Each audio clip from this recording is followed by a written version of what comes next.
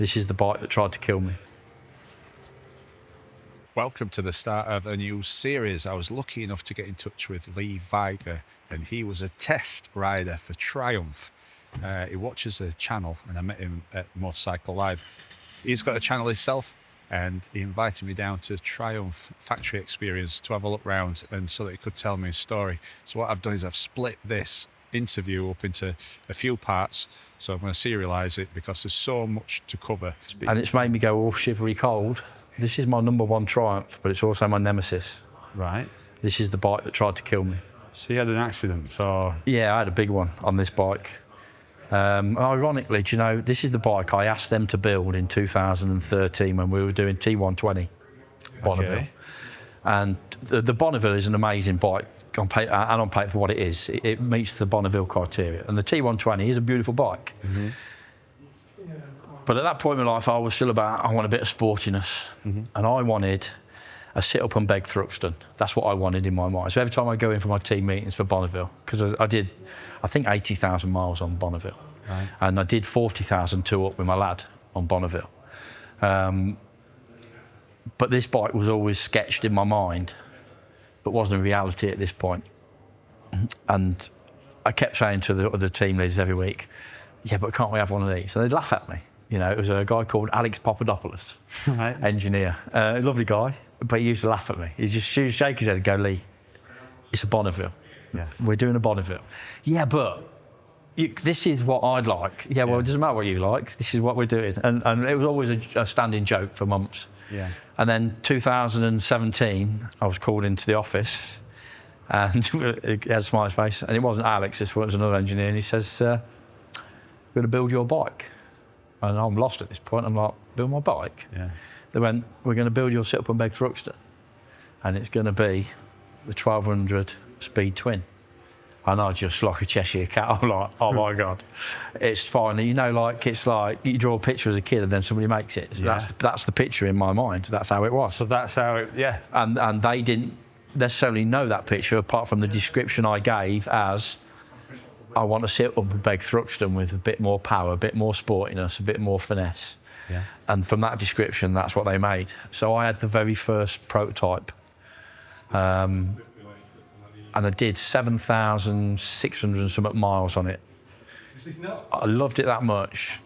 It was as clean as that at that mileage because I just cleaned it every night when I got home. Wow. I fell in love with that like my Scrambler.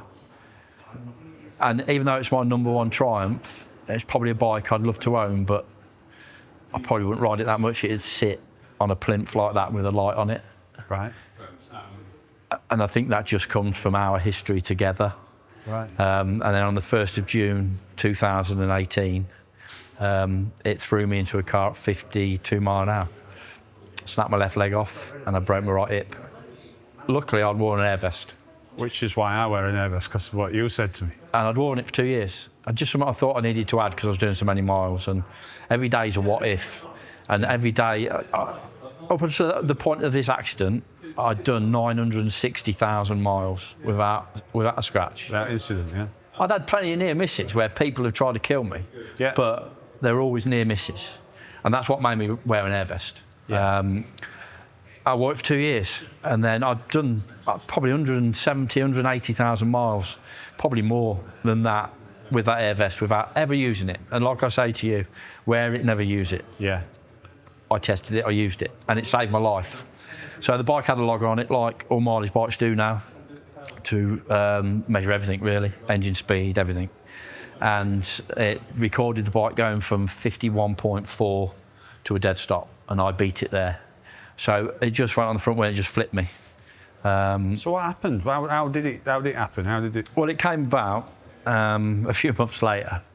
I was airlifted to John Radcliffe. I picked my leg up, it was facing the wrong way.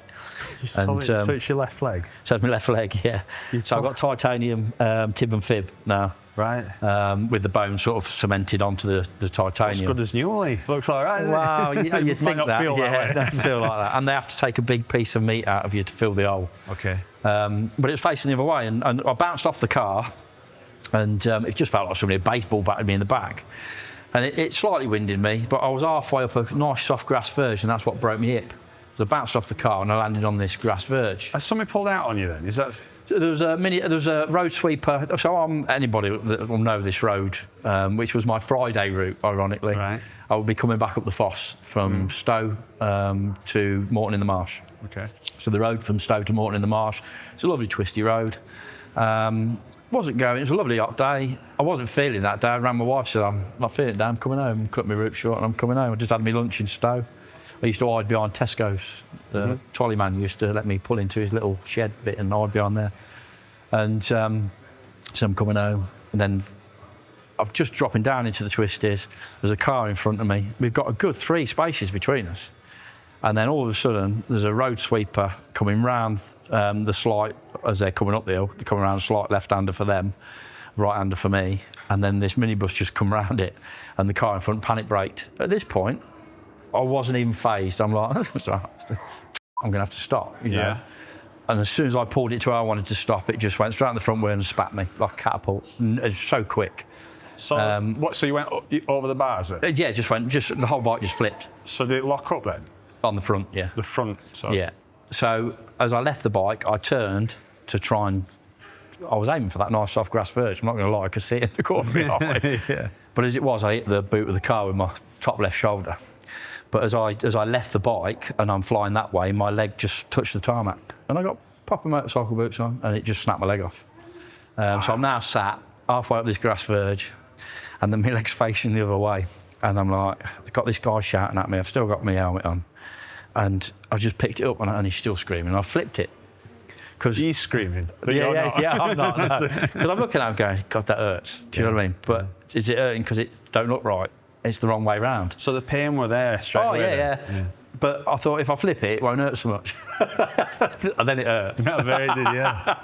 And then he's still screaming at me, so I've took my helmet off and I've got moulded earplugs with the speakers in. And I waited till I was playing AC/DC. That song, even to this day, when that comes on, I start twitching. Yeah. And I'm still can't hear him. I'm still playing. I said, what?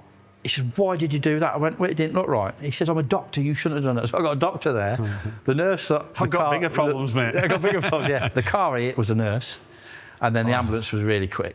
And then the air ambulance took me to Oxford. So in a way, you were quite lucky that you got that help around you. Yeah, I was bleeding out. The doctor tourniqueted my leg because it was just a flood of... And I wouldn't have any painkillers until I spoke to my wife.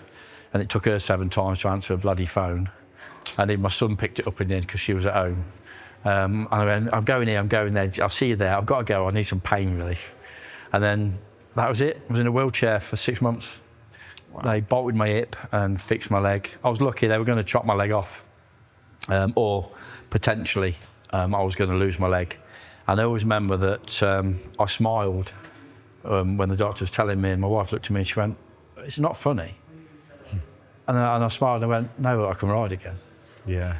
Because you can take both my legs, but I'll adapt. I'll be able to ride. And that, for me, even laying in that hospital, it was about getting back on. It so wasn't. You wanted to get back on? Yeah, I just wanted to ride a bike. And I lay in that hospital and all I could hear was motorbikes. It's summer, you know, going past, and that was the hardest thing. A few months later. So a few months later, my wife took me into the factory because I sank so low. I thought, putting plaster, you fix me, 6 weeks' time, you take the plaster off, I get back on a bike. Yeah. That was my headspace. Mm-hmm. And then they said, no, you need to sit in that wheelchair for a minimum of 6 months. And that's why I told the surgeon to F off. And I went, no, I'm going back to work, I'm getting back on a bike in 6 weeks. Because most breaks, 6 weeks, you have casting. Yeah, of course, yeah. And he's like, no, you're not. You're not even going to be walking for 6 months. And it mentally destroyed me, which is where Buddy came back. He's my emotional support dog. I got myself fit. I got myself back to work and ironically, they gave me one of these to do some miles on just to get bike fit in 2019. What was that like, getting on one? Were you nervous? Had to do it mentally. What, you force yourself? And it was probably one of the most scary days, but the most exhilarating. Yeah. And that wasn't the first bike I got back on. I stole my wife's. They told me in December 2018 that I could come out of the wheelchair and I could have crutches or sticks and start walking. Mm-hmm. And my wife was sat in the waiting room And I've actually come out of crutches, and she's crying because she's not Yeah. seen me stand up for so long. Wow. And she went, "Oh my God, you're out of the wheelchair." And I went, "Yeah." I says, "Best of it is, they've told me I could ride again." And she's gone, "No." I went, "I'm telling you." Like that. I was totally lying. Right. Anyway, 2nd of January, I convinced her to get her street triple out, 765. And I went and did 150 miles. I was sweating. I was in so much pain. And but I knew mentally I'd got to do it. That was the day that it was the scariest and the most exhilarating, the most fulfilling. And I suppose one of the days where Oh, mate.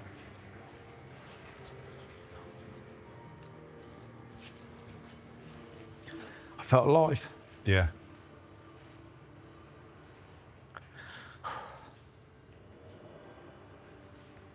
So It's okay, mate. motorcycling is predominantly, and still is, the one thing that gets me through, you know. Yeah. I look at that bike and it just makes me shudder. That's why I think I could own it, but I couldn't ride it, even though it is my number one Triumph. I think it just holds so many good memories, bad memories. Mixture, yeah. Big Yeah, mix. mixture. So I got myself bike fit, and 2000 and so this was 2019 now, March. They built the very first prototype of the Tiger 900, Yeah. and they agreed to let me do that bike purely because it was the most comfortable. Yeah. And the fact that my hip was still healing, my leg was still healing, but I'd got a fit note and I was pushing the agenda. I'm back to work. My life's getting back on track. So I came back to work. I did that Welsh route so many times on that bike because it really did, show whatever problems there were at that point with that bike. That bike I was also riding through COVID because we were still riding. We were classed as, we had to work for the efficiency of Triumph motorcycles. So that was a given. We had the roads to ourselves, which was a bit scary, a bit eerie. It was like riding through Armageddon. There was nobody out there, you was doing your miles in half the time. There was no traffic, anything. But I think I'd gone back in March, and then July time, I'd still having a lot of problems with my leg. It just felt like every now and again it was bowing, it was giving way. So I went back to John Radcliffe on the prototype Tiger 900 and he did it in the car park behind a biffa bin. And I went in and I says, I've some problems with my leg, and they x-rayed it, and he says, I need to put some more screws in. It's not as structurally strong as it should be. Yeah. And then I just happened to mention, I said, I'm also having problems with my hip. I says, it clicks every now and again when I'm getting on off the bike. And he said, it shouldn't be. My hip had been signed off in December when they let me out of the wheelchair. And because they'd originally bolted the ball back on because I was too young for a new hip. That was the reasoning. And You'd wear it out before you'd wear it out and need another one. Is that right? That's how they class it. And I mean, I was at that point, I was 40. This would have been 2000. I'm 54 now, so I was late 40s. I come back from the X-ray. Said, "I'm ever sorry, your hip's failed." The ball started to disintegrate, and that was like another just massive blow. I'd just got my mental health to where it was happy again, And so unfortunately, when I do your leg, I'm going to book you in for next week. I'm going to take the bolts out of your hip. You've got to go back in the wheelchair, and you'll sit in that wheelchair on morphine, tramadol, and everything else you've got to take until we can get you in for a new hip. And so that's what happened. And same thing again, mentally, I just fell into this dark hole. I got my life back, and then all of a sudden you haven't. Right. And I went in on October the 19th, and because of my job, I got the same hip as Andy Murray. I got a carbon fibre one, so I got titanium tips, and I got a carbon fibre blade, which means I can get back on a sports bike. Right. 4 weeks later, I was on a rocket and got a ticket for 3 points and a £60 fine. Best day of my life.